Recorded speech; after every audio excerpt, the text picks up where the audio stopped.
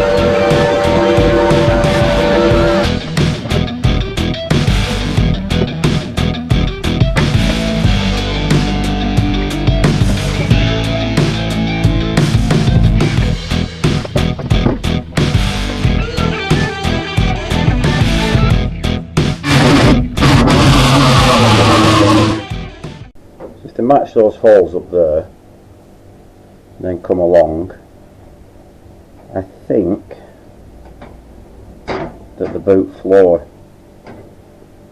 this part here, will probably need cutting off after, and then the hole will need putting back where it were before. Can you see how wide it is there? If we tap it back a bit, hopefully that is where it needs to be.